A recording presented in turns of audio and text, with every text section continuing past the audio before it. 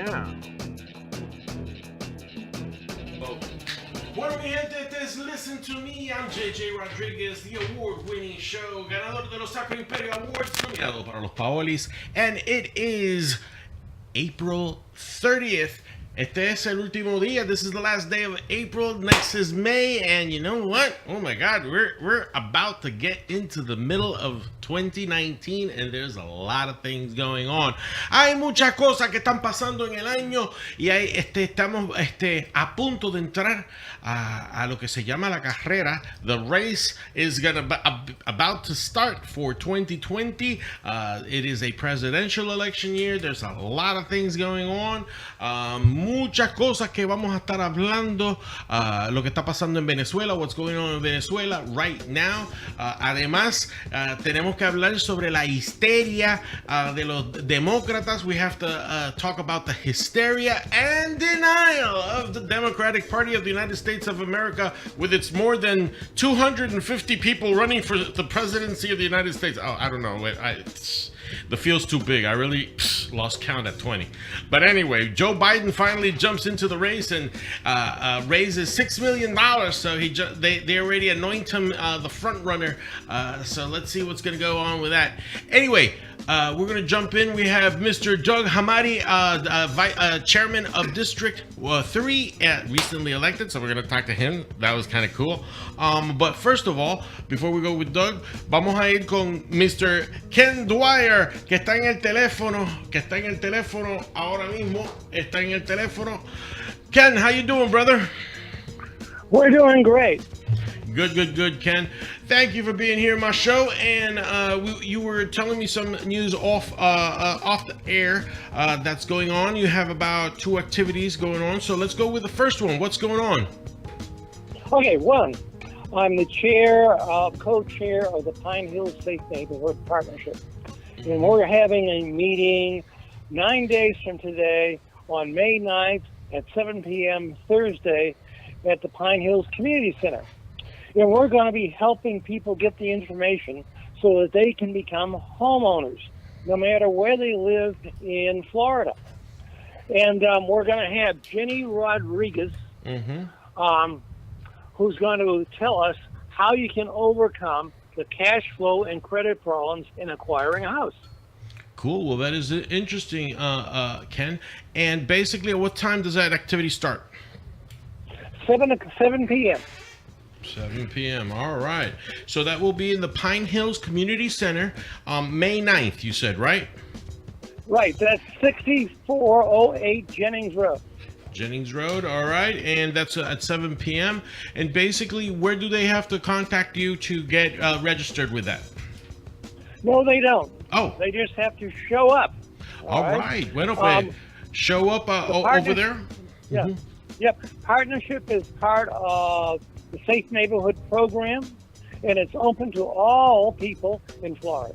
All right. And for those that are may be tuning into us for the first time, you know, we have close to 3.7 million worldwide and thousands that listen to us in Florida. What is that? What is it that you do in Pine Hills? Well, I'm the co-chair of the Pine Hills Safe Neighborhood Partnership. Mm-hmm. We are a 501c3, and we can give out grants to businesses and neighborhoods for projects that they want to do. Okay. So that's our role in Pine Hills. Okay. There's a Pine Hills Council, which I'm vice president of, which is the group that goes out and comes up with ideas and talks to the county commissioners and the mayor. Good. And Ken, this initiative that you're part of also is helping revitalize Pine Hills and trying to eliminate and do away with crime in that area, right? Well, that whole idea is to bring up the economic base of the community. We helped found the Pine Hills Improvement District, which deals directly with businesses on Pine Hills Road and Silver Star in that general area, where all the businesses come together and they have their own initiative. Good. And this is something that you're doing regardless if somebody's a Republican or a Democrat. This has no political affiliation, right? This has no political affiliation. Correct, correct. My political affiliations I do in whatever spare time I have. I understand that, and we're very grateful for that help also. Ken, how long have you been doing this? I moved down here in '99, and I've been doing this about 2000. Okay. After I've been here about 6 months, I joined the Pine Hills Community Council. Good, good, good, good. And why do you feel the necessity to help people in the Pine Hills areas, and especially getting these seminars on how to have people own their own home? Why is it so important for people to own their own homes?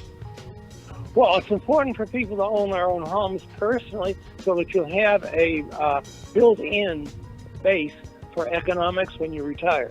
Exactly. The second is that when you start owning your own home, all right, your abilities to deal with finances become better.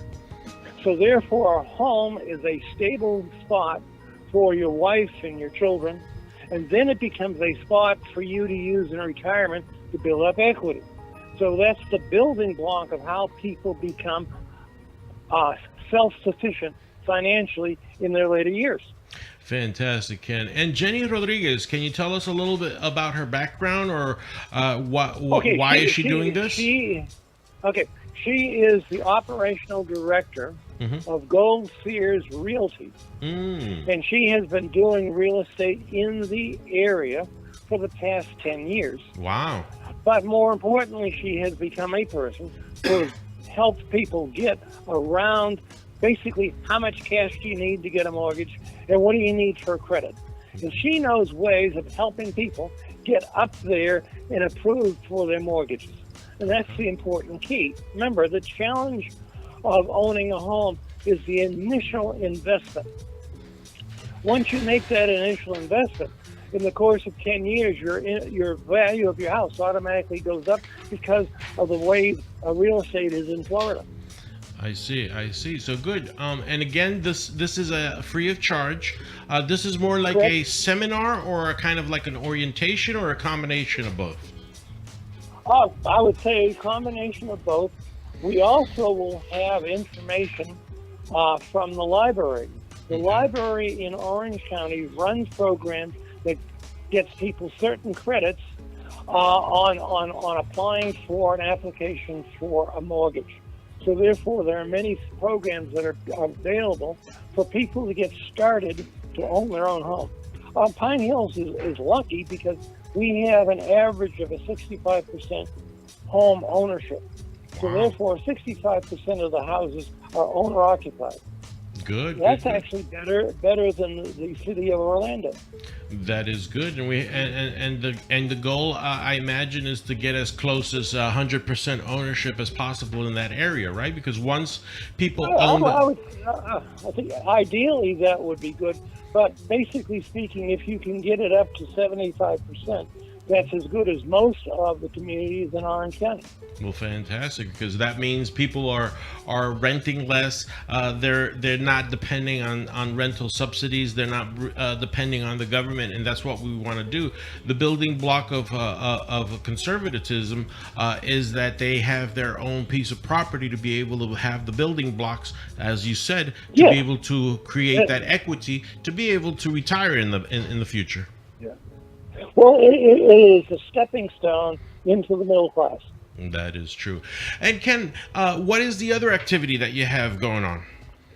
Well, I also was elected District 2 Chair of the Orange County Republican Executive Committee. Congratulations, brother. Thank you. And I want to invite people. We're going to be having meetings, and I'll get back to you on District 2 and District 1 to bring the two districts together and to help people understand how the political system works. Well, fantastic. And yes, and also to invite people to be a part of the Republican side of the political process by joining the Orange County Executive Republican Committee, which is very important for anybody who has conservative values and is a good Republican to join, right, Ken? Right. And we think the best way to get started is first find out how the government works, and then make up your own mind and see what we're doing to help it make it better. Thank you, Ken. All right, brother. Well, look, I'm so happy that you are chairman of District 2, right? Chairman of District 2. We have a lot of work to do forward for 2020. And with you, Doug, and the rest of the chairpersons for OCREC for the different districts from 1 through 6, we have a lot of work to do, Ken. So hopefully we could have you in person here in next Tuesday. So square away in your calendar an open Tuesday that you could be here from 7 to 8, and we could talk a little bit more of what you're doing in your district. And I am so happy to see you at the OCREC meetings. We have very, very spirited meetings there, and we are moving forward. We did a lot of good work with La Parada Puertorriqueña, with the Puerto Rican Day Parade. So we have made history, and we are going to continue making history by participating, having the Republican Party in Orange County participate in La Parada Puertorriqueña in subsequent years. So we have to do something. And what I was going to add is we had a great time at the Puerto Rican Parade. We had a booth right down there, and some of you may even said hi to me. Good. Unfortunately, for personal reasons, I couldn't make it this parade, but hopefully next year we're going to be full force and be there and make sure that we help all those Puerto Ricans understand what the Republican Party is, and to also entice our senators and congressmen to make sure that they vote for Puerto Rico statehood and make sure Puerto Rico becomes another state. Ken, again, it is May 9th at 7 p.m. in the Pine Hills Conventions Community Center. Jenny Rodriguez is going to be talking about how to be able to own your home regardless of credit and regardless of money for down payment, right? Exactly. All right, brother. Anything else that you'd like to add before you go? No, I think that does it for tonight. All right, we'll brother. See you at a later date with more information. Thank you so much, Ken, and have a very positive day, and God bless for all the work that you do, brother, and hopefully we could work very, very hard to keep our senators, change these Congress people that we have to get rid of. I'm not going to mention names, but who knows, I'll probably do. But anyway, God bless, brother, and I'll talk to you later, all right? Goodbye. Take care. All right, well, that was Mr. Ken Dwyer. He is the chairman of District 2, and now, without further ado, I have the chairman of District 3. So he's here, recently also elected, Mr. Doug Hamatie. Doug, how you doing, brother? I'm doing good. Thank you so much for welcoming me, JJ. I appreciate it. I want to Sunday thank you to all of our listeners. The Greek Orthodox in the world celebrated Easter this past Sunday, and I was going to bring you a little basket that one of our parishioners made, and she said, "You're going on the radio, bring this basket."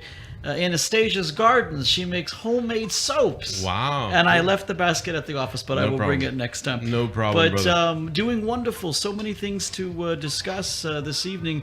How was your Easter holiday? Was good? The Easter holiday was good, and you know that Catholics, so that is a very important time where the Passion of the Christ is experienced, and he knows that Christ gave his life to save humanity, and through him is how we wash our sins, and absolutely we have the door to heaven open through that.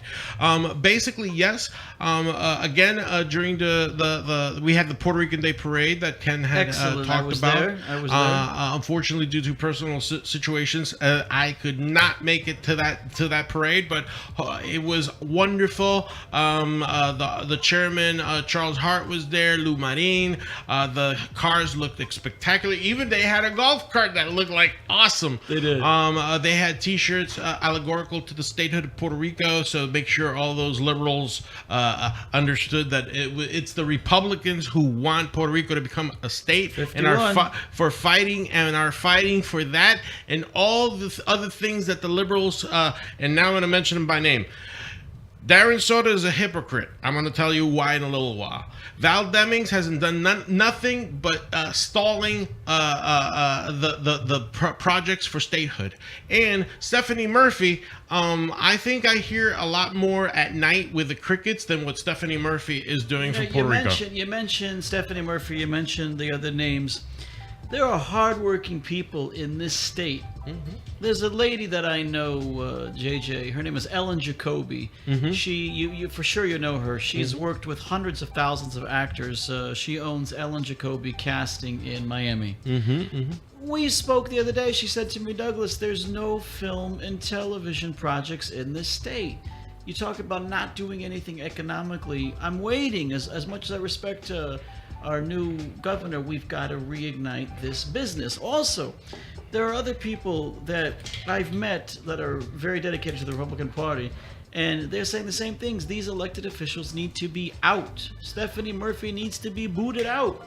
We need conservative people. Now, the governor, I believe, is going to indeed revamp the film industry when the tax incentives come back. Yes, I think there's, and Doug, sorry that I interrupt, but I do think that there are a couple of proposals that Mr. DeSantis, the governor, and in Tallahassee, they're in the works. But good thing that you mentioned that. For next week, I'm going to do a little bit of research, and I'm going to see what I come up with that. But we do think that you're right. There was a time that Orlando was a spearhead for not only mainstream movies, absolutely, but for independent films. Now we've been reduced to rubbish. Rubbish, and but the thing is that you can't make a full-fledged 1 hour independent movie on a budget like, let's say, a secretary's salary or anything like that. So we're reduced because there are entities within Orlando which is called the Orlando Independent Filmmakers with Lenny Russo. Correct. They make really short shorts between 10 to 15, 20 minutes at the tops, because those are some films that are coming out. They're making these films Hollywood style. Do you remember True Lies, Entourage, Waterboy? Ellen Jacoby Casting did all these films. Exactly. And now there's no work. The last one was The Floor of the Project that was with William Dafoe, filmed in the 192 area. That's right. Yes, we got to bring the film industry back. We got to bring the film industry back, but not to get off topic. Mm-hmm. The economy is doing great. Oh, yeah. We have President Trump to thank for that. We have to come together as Americans and pray for our sisters and brothers in Caracas. Because we will be having, if my reports are correct that we receive, we'll be having thousands, hundreds of thousands of Venezuelans will call Florida home. Yeah. We cannot say, oh, Venezuelans. No, these are people that will be granted citizenship the right way, and they will be given the opportunity to send their children to school, to find jobs. We have to help these people. There's a war about to be breaking out in Venezuela as we speak. Exactly. And Doug, again, sorry to interrupt you, but this comes here. Drum roll.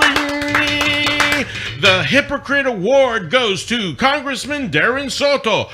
Why? Because for months and months and months, while the Guaidó Maduro saga was being run out, he was silent. Habían grillos. What about AOC? Oh, no, hold on. Are you kidding me? No. 290 people die in Sri Lanka, and that beauty from the Bronx doesn't even acknowledge them. They didn't say nothing. Disgusting. No dijo ni pío. But no, Darren Soto now comes out and he says that he's disgusted with Maduro. Really? Now he's disgusted with Maduro. Really? How can you absolutely be, and I'm sorry, brother, no. How can you be so blind? ¿Cómo pueden ser tan ciegos, mi gente? Which means you're being blind, my friend. Exactly. How can you be so blind? Do not be zombie voters. Just because Darren Soto is Darren Soto doesn't mean he has the best interest for you. Not. I am so sorry. The same thing that Donald Trump said to the African Americans, towards Hillary Clinton's attitudes towards African Americans, I'm going to say to you here in Central Florida, in that district, what the hell has Darren Soto done for you? Please, not only has dígame. he done nothing for them, take for an example the equal shared parenting bill. You know what this is. You Yes. think Soto has a care in the world about good dads that get the tail end of the stick when it comes to a broken marriage? Let's talk about that for 30 seconds. Exactly. Social pathology is linked to father-deprived homes. You think DeSoto or Murphy care about that? They are in line with special interest groups. All they want to do is to receive more money. They do nothing to build the economy. They do nothing. All of the projects in Central Florida are by whom? Our Republican senator. Exactly. God bless Rick Scott. When he was governor, did a great job. Exactly. And these people need to be voted out. There is no question about it. And that's why I say that OCREC, the Orange County Executive Republican Committee, Executive Committee, has a lot of work to do towards 2020, because That's right. not only in the state and county-wide elections, but in the federal elections, we need to do a lot of work to be able to train quality candidates. And I'm not saying that the past candidates were bad. They were good. But we have to get them even better, because if they were good Absolutely. and they couldn't win, we have to get them better so they could win. You know, it's just a fact of life, please. Nothing wrong with them. Miller, Lewinsky, they were great. But we have and we cannot forget about Val Demings. Val Demings ran unopposed. We have to get somebody to run against her. Do we want to discuss Regina Hill? Please. I know she's not a congresswoman, but are you kidding me? Ditto. She falls within the strategies of what we have Terrible. to do county-wise. Terrible. You know, and the thing of it is that we have to quit and hack at the zombie voters that want to continue to have this trifecta of incompetent Congress people in Congress, period. Second of all, we have to be vigilant of who we have in Orange County. And Doug, I wonder if you agree with me. We still haven't seen anything conclusive from Mayra Uribe, from Maribel Cordero, and from Jerry Demings. I'm sorry. I couldn't agree with you more. Let me give you a little backstory real quick. I'm going to take 10 seconds. As you know, my mother is born in Lebanon. And as you guys know, Lebanon had a blood civil war for 15, 20 years. What does that have to do with this? The same generals that destroyed the country of all different religions are still the same politicians in Lebanon. Exactly. They need to get out, retire. You got an 86-year-old president of Lebanon, God bless him. Well, the point is if we keep re-electing these same people, from sheriff to now the mayor and his wife's the congresswoman, they're not going to get anything done. Tell me something, JJ. What have they done? Career politician. There you go. There you go. Grandma Nancy and Grandpa Chuck. You know, Thank you very much. Go to a nursing home. They complain about the Daly family in Chicago. Yeah. Well, now we have the Demings family here in Orange and County. The Pelosi's in California and the Pelosi's in Connecticut. Exactly. So what are they trying to do? They're trying to establish a political dynasty that has nothing to do with the concerns, the jobs, the criminality. Absolutely. Nothing. Let's put it this way. I may not agree with Mr. John Mina, the sheriff, right now, but at least he's doing a little bit more than what Jerry Demings did. Absolutely. I am so sorry, but regardless, and no, I'm not in favor of what 100% Mr. Mina is doing, but at least he's trying to do something positive moving forward. And we need fresh blood. I'll give you a story real quick. We're a part of the Antiochian Orthodox Church. Huge church in North America. There's a man named Tony Khoury who ran for U.S. Senate. Now, he's a big supporter of President Trump. I introduced you to him. He is considering, if it's God's will, to run for state Congress. We need new blood. Exactly. People like Tony Khoury, who are tremendous in the community. We need new blood. We cannot have the same old every season. No, we can't. And we can't have them unchallenged either, because the problem is when these people go unchallenged, they solidify their incumbency into the territories that they represent. And again, you have to understand that there's a fundamental difference between the Republican Party and the Democratic Absolutely. Party. The Republican Party is not a thing about solidifying power. Yes, we want to maintain Republican politicians in power, but we do that by doing the job that the people elected us. That's right. Us to do. The Democratic Party goes, oh, if you send me to Congress, if you send me to Orange County, if you send me to do, I will do what is in the best interest for you. I know what's best for you. You don't know what's the best for yourself. I know what's the best for you. That's do terrible. as I say, not as I do. No. That's it. That is the politics of the Democratic Party in a nutshell.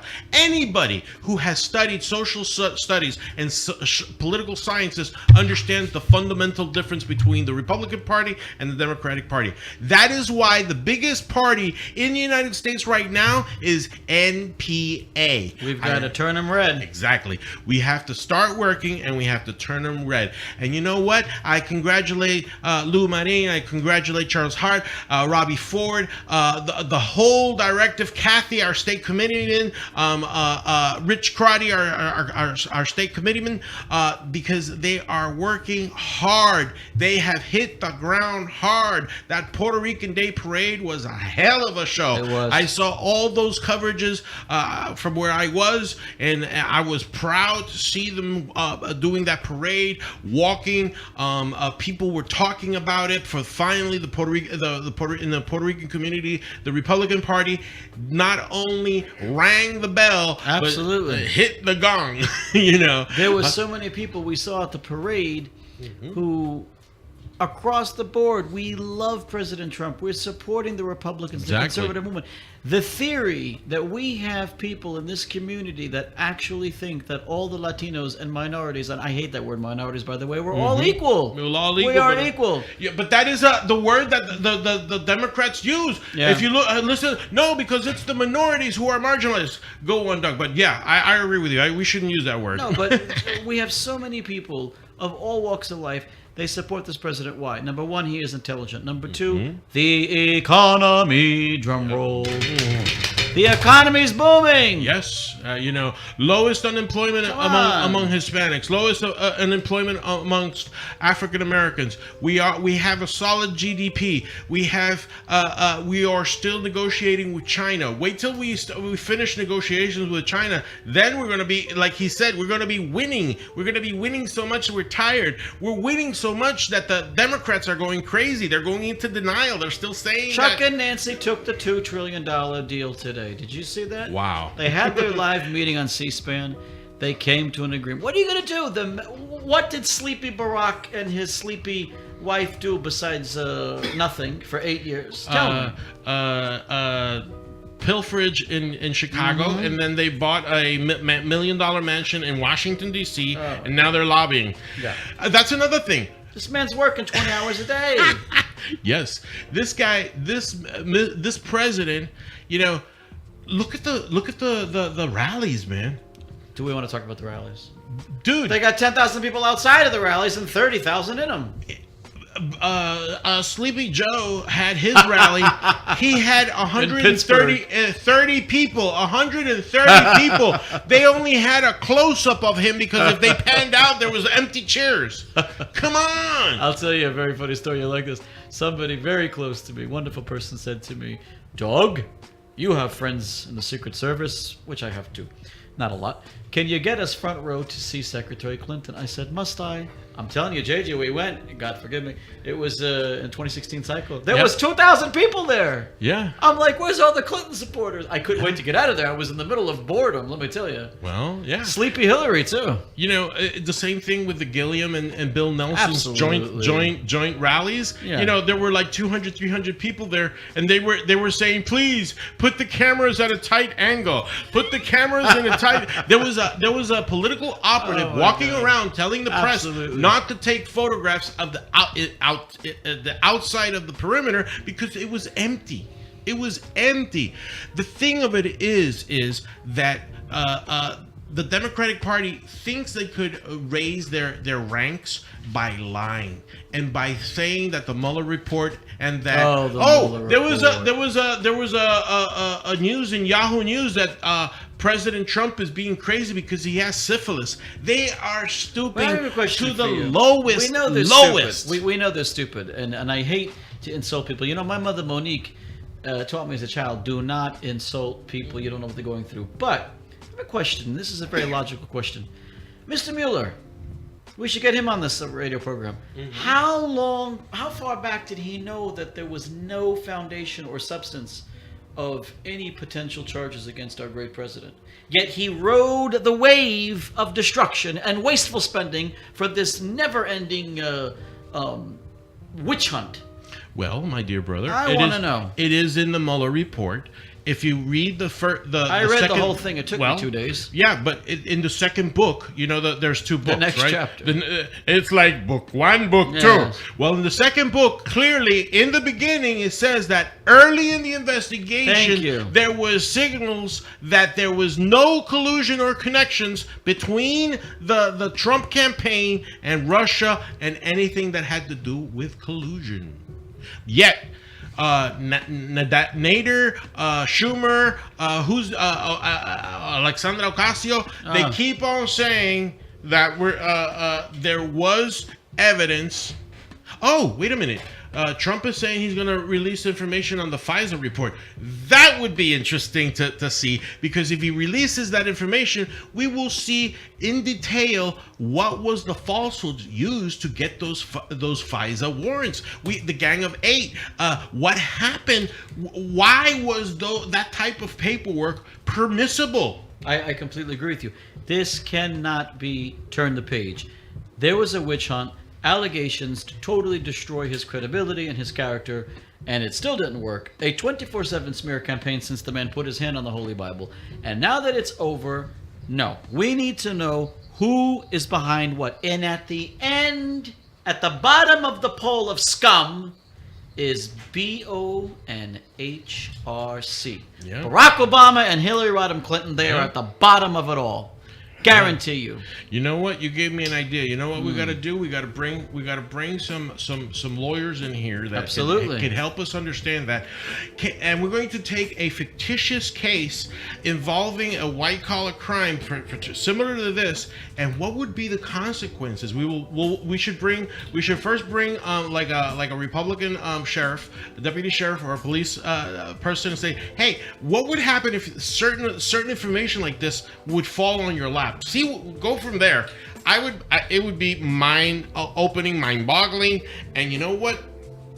It is incredible that people are yelling to stop the president and what he's doing to help our great country move forward. And you know what? Again, I'm saying, Doug, you've heard this. I said it before in my other shows while you've been here.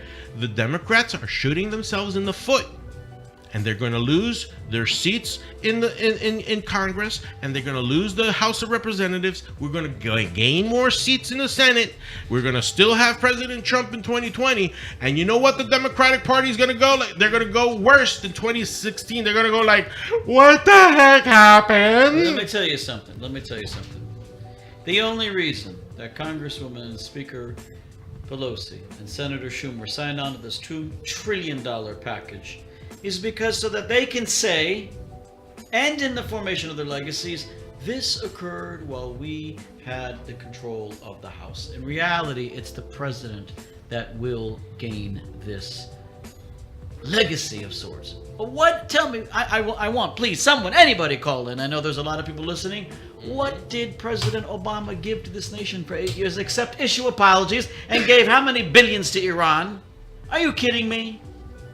So unacceptable. Yes, please call us at 407-394-6083. The lines are open right now. 407-394-6083. Call us now. Tell us what you think about Mr. Barack Obama giving a whole bunch of money to the Iranians. And you know, that's a good diplomatic deal. Yet, you know, he didn't do anything. Now, JJ, while we're waiting for some potential calls, a couple questions for you, if I may ask. Sure. Tell me, if I may ask, I know, you know, but do the listeners know, what is the benefits for welcoming Puerto Rico as our 51st state? Well, first of all, the wealth of people and resources that Puerto Rico has when Puerto Rico becomes a 51st state will be enormous. Think of this: we could get rid of the Jones Law, which means we could use cheaper shipping that goes from Puerto Rico to, let's say, Jacksonville, or let's say Tampa. All right. Now, second, we have, again, and you've heard this, the intrinsic history between the state of Florida and the new state of Puerto Rico is historic. We were both possessions of the Spanish Empire. That's right. In the 1500. St. Augustine. That's right. St. Augustine, the people that built the St. Augustine fort are the same people that finished the construction of the Castillo San Felipe del Morro in San Juan, Puerto Rico. The same one that adverted the French and British invasions into Puerto Rico. Correct. The same fort in St. Augustine did the same thing to the already battered armada of England and France. They got their butts handed to them in a fight between the fort of San Agustin and the fort of El Morro in Puerto Rico. They were caught in a crossfire. They had to retreat far away from the Caribbean because of those two things. So here's my question, if I may. Yeah. Why did our last two double-term Democratic presidents not push for this? Because they knew Clinton and Obama. Because they knew that Puerto Rico was not the hotbed for liberal Democrats that they had bargained for. They knew that Puerto Ricans had a conscience that aligns more to the Republican ideal, which is free property, free enterprise, liberty for religious expression, liberty to right to bear arms. That's another thing that they have to understand that Puerto Rico doesn't have. It is not a right to bear arms in Puerto Rico. That's right. It is a privilege that you have to pay a very, very high price. And you know what? It doesn't work because the criminals don't abide by the laws. They're killing people with illegal arms. And the only way that we could help the people in Puerto Rico is to give them the right to bear arms. And believe me, the criminality in Puerto Rico will be able to subside. Second of all, public safety. If we have federal money coming in from federal income taxes, from a universal state income tax that could help Puerto Rico get more equipment for their police force, we would be able to battle at an equal footing the narcotraficantes, the traffickers, and the human traffickers and the drug trafficking that is crippling Puerto Rico. Now, this is a big question, and I really appreciate your knowledge because every time I engage in conversation with you, I learn something new. Thank you. What happens if Puerto Rico becomes 51? Yep, 51 estados. New and more electoral votes. Exactly. Which the Democrats don't want any more votes potentially going to the GOP. Exactly. There you go. And especially they're saying no because Congress, the Senate is at 52. Well, you know what? It'll be moved to 54. And Wait, what do you mean the Senate is at 52? Because it's 2 senators per state. So we right now have 100. 100. And so we would have 102. Sorry. Excellent. Exactly. So we would have 102. And in the House of Representatives, we would have to add 6 more seats. How many millions of people live in Puerto Rico? 3.3. 3.3 could be compared probably to, if I'm not mistaken, Rhode Island or Delaware. I think a little bit more heftier. I think the electoral it'd be about 9. It'd be about 9 to 10. That could make or break an election. Exactly. I just have this funny feeling, though. You know, you get funny feelings when you're sitting in this never-ending I-4 traffic. We'll talk about that in a minute. But I have a feeling that President Trump is just going to smooth into 2020. Oh yeah, absolutely. I do. The 10,000 Democratic candidates. again, Doug, we have to. If we take examples from the lessons learned of the midterm election for the governor's race and for the senatorial race, we cannot rest in our laurels. Absolutely. We have a lot of work to do facing 2020. but we will do it because at least in Orange County, we have the right team to do it. We have you, we have Ken, we have enormous, hardworking district chairs, the OCREC board. I know Charles Hart, phenomenal. Lou Marin, Lou Marin, is the godsend. Robbie and Jim, Robbie, Jim, Kathy Gibson, Chris Cressada, Joel. Joel. Phenomenal people. Very, very. This team is the freaking best team, and believe me, I would say this is the dream team that we needed. We've got to turn Orange County red. We got to work, and we got to turn. We have a very good core of district chairmen that were recently elected. That's right. And we have to move forward. We have to show the loyalty that is dedicated from all precinct committeemen of the Orange County Executive Republican Committee. Regardless of what problems have occurred, we have to push forward, move, and organize, and make sure that Gilliam eats his words. That isn't he under investigation? He's under investigation, but he has pledged that he wants to try and register, I guess, 1 to 2 million new voters. You know that there's the Puerto Rican side of the Hispanic Republic. There's the Hispanic Republican Organization. Well, there's the Democratic, the Hispanic Democratic Organization, HDO, and they are uniting with money from guess who? Alan Grayson's popping his head again. You just gave me a headache. I had one for 4 hours. It went away, and now it's back. So it just arrived. Welcome back. Yeah. So Alan Grayson. He's the George Soros of the young folks. I know. So that is why we have to be vigilant. That's right. That President Trump will win. Yes. That we have to maintain the battle. Yes. The only time we could let up for at least, I would say 1 month after 2020, after the election of 2020, is 1 month, and then we have to go back and we have to start with a midterm. That is the price of democracy, brother. Now, with all of the thousands and millions of people listening, it is important, my friends out there. Ladies and gentlemen, let me remind you of something. Whether you're living in Florida or you're living anywhere in the country, in any of our 50 states, get involved in your local Republican chapters. Because if you think President Trump's going to win by the grace of God, he will, but we want it to happen. God gives us opportunities, and you've got to get them. You can't just say God will handle it. He will handle it, but we got to do our fair share too. Everybody's got to volunteer. We want to have a Reagan-esque type turnout and a Reagan-esque type result. Because that's the only way that we can set the foundation not only for 2020, but for 2024. There you go. And to our sisters and brothers, and I have to go back and say this, to our sisters and brothers in the Bronx and in Michigan and in Minnesota, where did you get those three? Yeah. At least AOC, forgive me to say, has not badmouthed the living daylights out of Israel like Tlaib has and the Somalian Omar. That's unacceptable. Yep. I think I'm not defending AOC, but at least she didn't. I think out of the three, two of those two will be short term for sure. I'm hoping that somebody will run. We will be looking. I know that there's somebody running against Ocasio. I'm going to see if I could get her on the show. I've been working with her people to see if I could get her on the show, at least over the phone, so we could talk to her.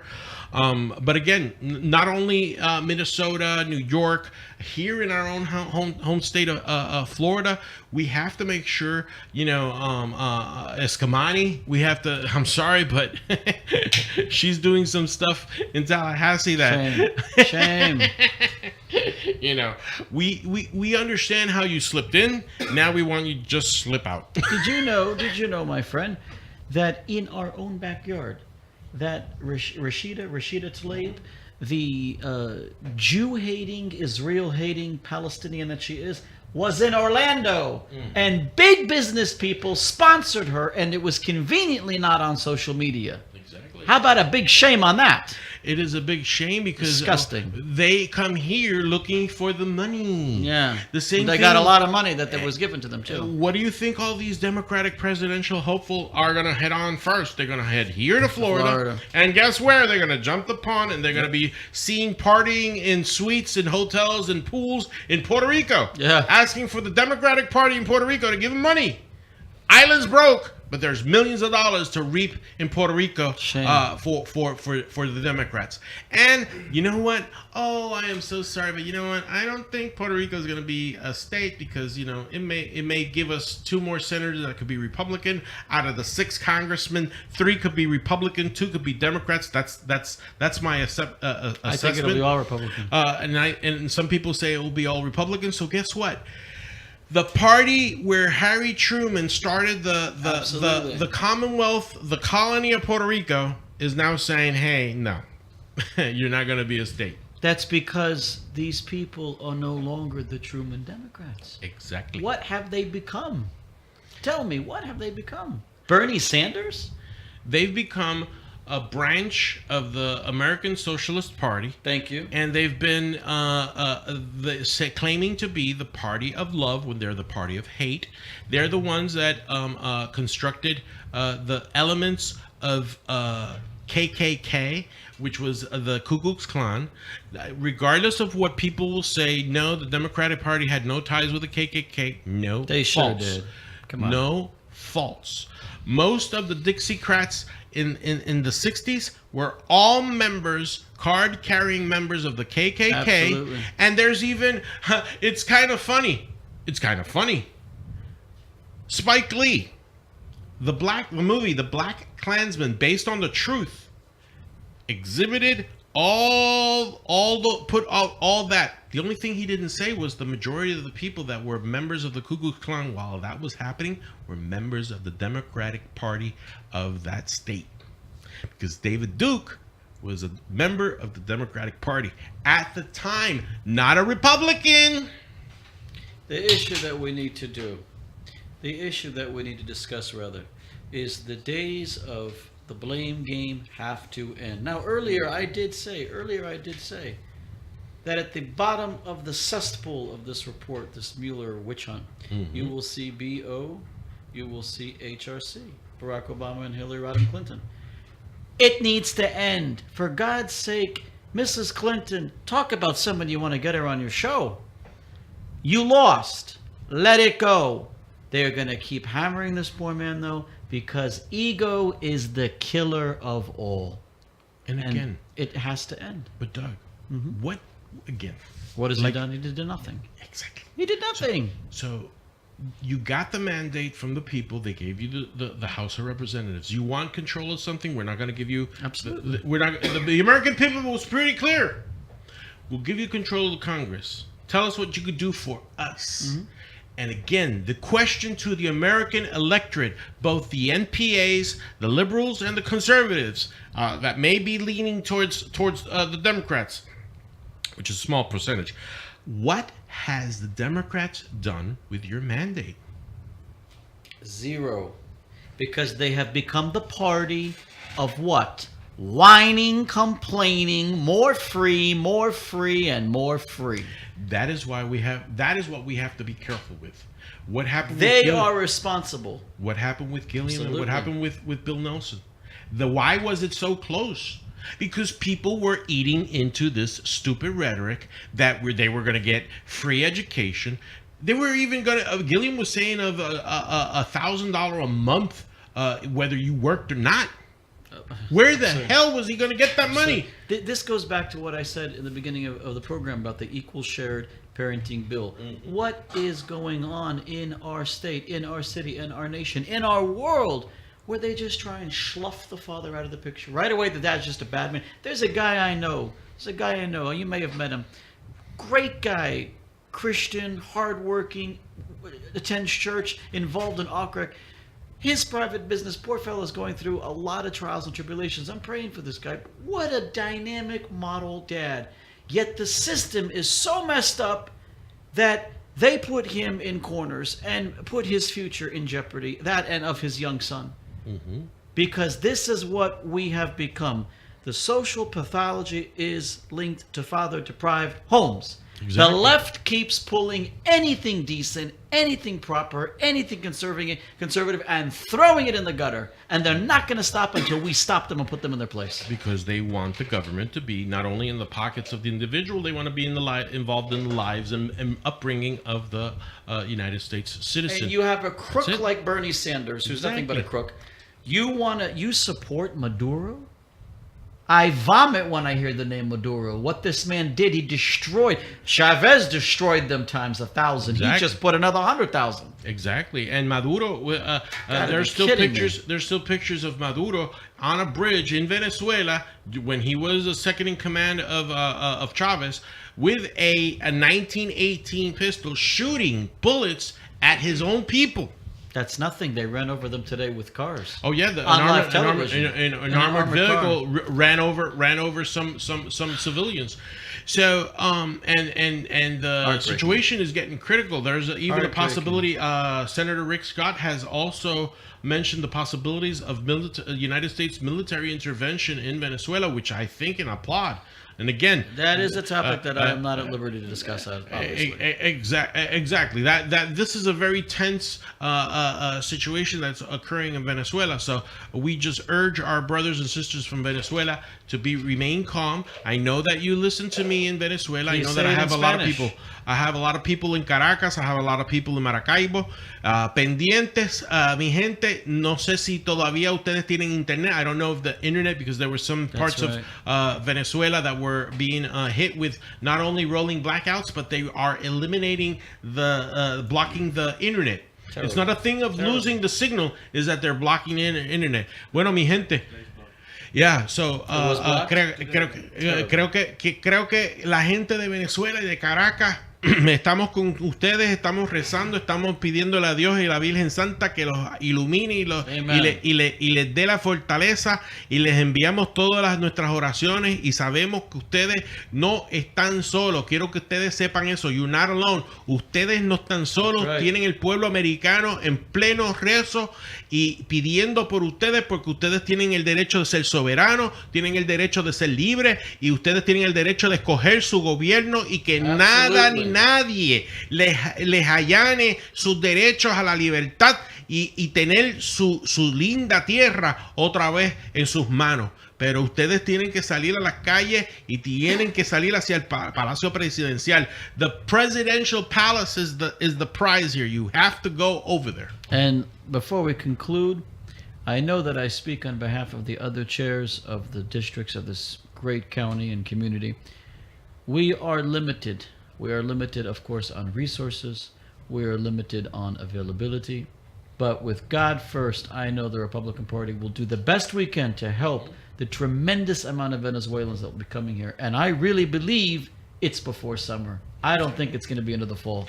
No, I don't We have think to so pray either. for these people, and they have to stay focused. We do. And again, to the thousands of people that are from Venezuela, a la gente que están aquí en Central Florida y dentro de los Estados Unidos, oren por su patria. Pray for your countrymen and country people, because they need you now more than ever. Absolutely. Today, todos, como dice Simón Bolívar, las Américas es ingobernable. America is one. We are all Venezuelans Absolutely. today. Hoy todos somos venezolanos. Hoy we are all Venezuelans. So we pray with you. We stand with you, and get your country back. Because if you need our help, we're here. It's been said. Trump has said it. The ambassador has said it.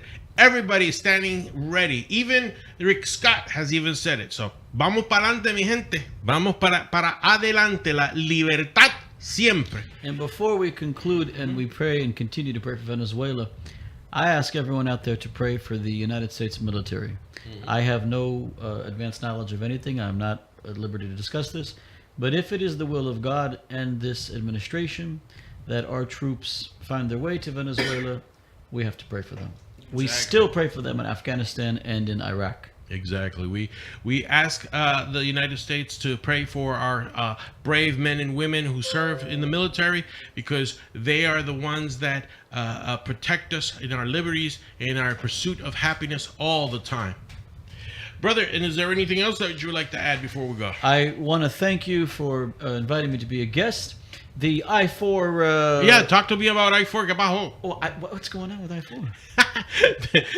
Now, did you see that change from I want helicopters from Dubai to come over here and shuttle us between... it was impossible to get to you today. I know, man. That they've done so many changes between the goodness. 408, the very 417, dangerous 417, the very I-4. the very dangerous Doug Fairbanks. Yeah. Oh my God. You know, when will we see will the this light? end? when we will see the light? What's the projections? 4 more years of this? I was told the fall of 2020, but I have a feeling it's not going to be.